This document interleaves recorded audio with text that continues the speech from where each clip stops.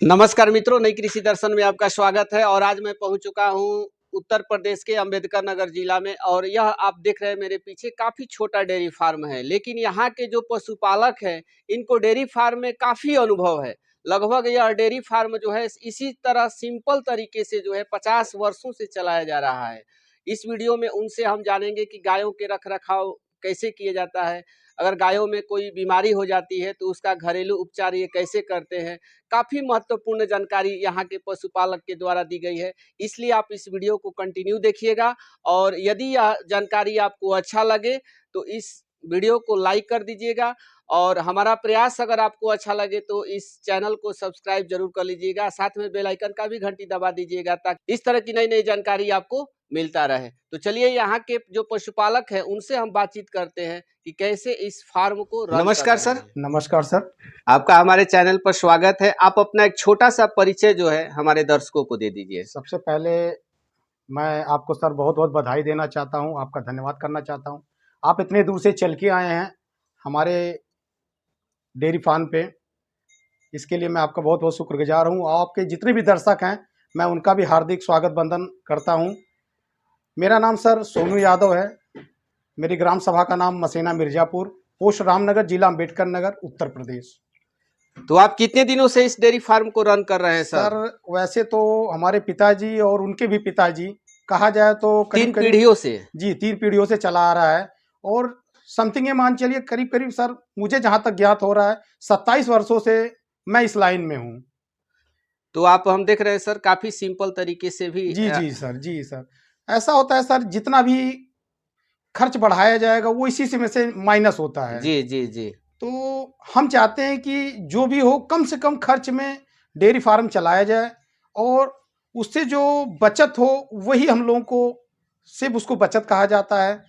खर्च करने को तो लोग लाखों लाखों के रुपए खर्च कर देते हैं, नाद बनवा देते हैं, फार्म बनवा देते हैं।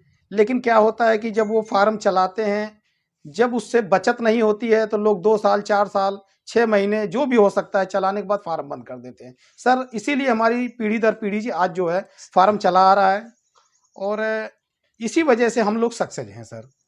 साथ साथ सर हम जानवर भी अच्छे ब्रीड के रखते हैं, और ब्रीड के साथ साथ दूध का भी सर सेल परचेज का काम जो भी हमारा है।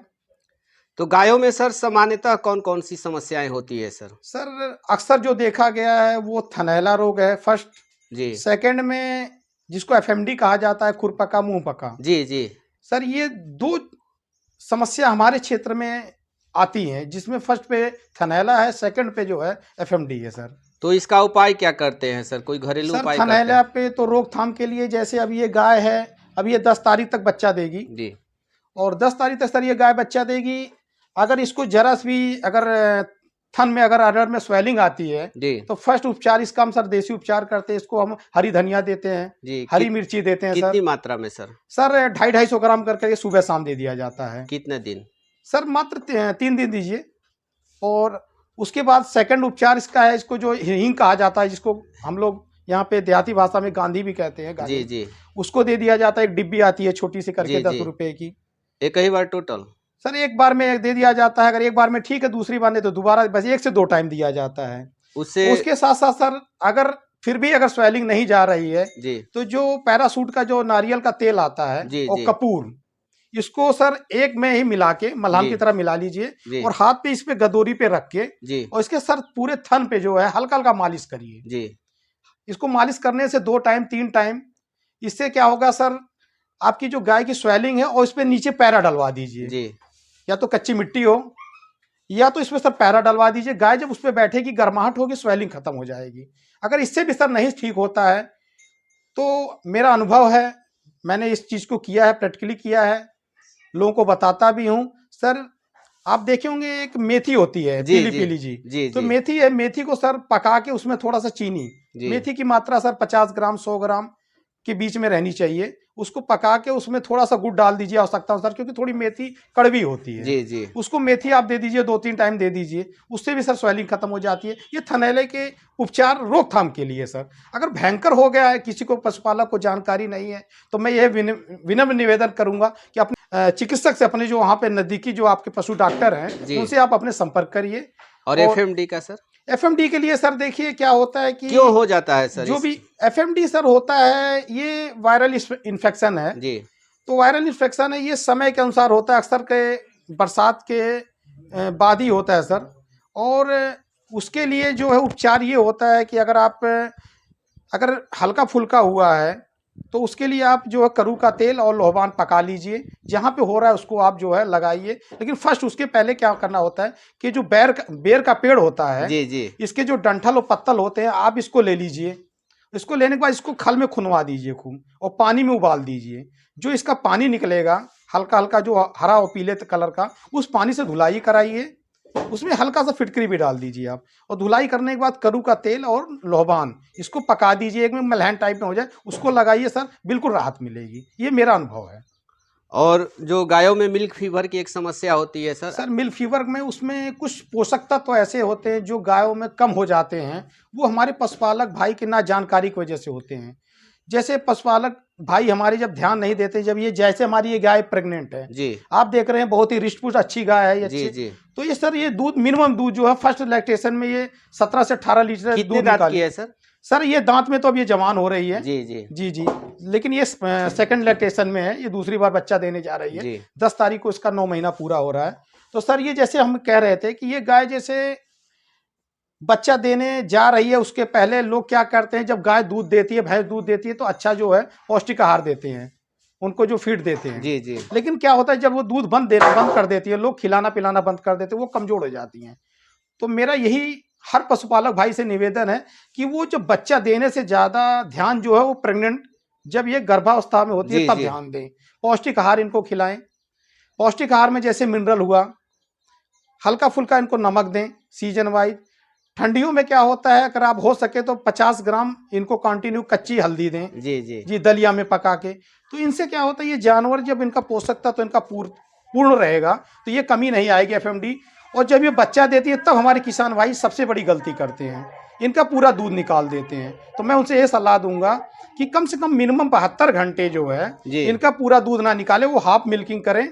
और उसके साथ साथ जब ये बच्चा देती हैं तो वही थोड़ा सा दूध निकाल लें। जैसे 1 लीटर दूध निकाल लिया उन्होंने, जिसको हम फेवसी कहते हैं पहले दूध को, वो दूध निकाल लें। और दूध निकालने के बाद 1 लीटर अगर दूध है तो उसमें 3 लीटर पानी डालें, और कम से कम मिनिमम 100 ग्राम उसमें जो है नमक डालें, और 250 ग्राम से लेके 500 ग्राम उसमें गुड़ या भेड़ी डाल दें।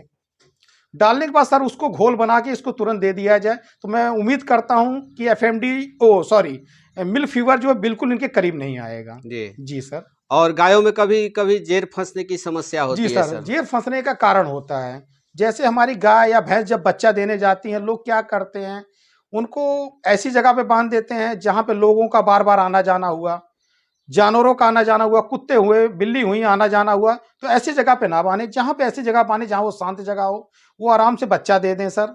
और बच्चा देने के बाद लोग अक्सर क्या करते हैं कि हाथ डाल के या जबरदस्ती बच्चा खींचते हैं, ऐसी गलती ना करें।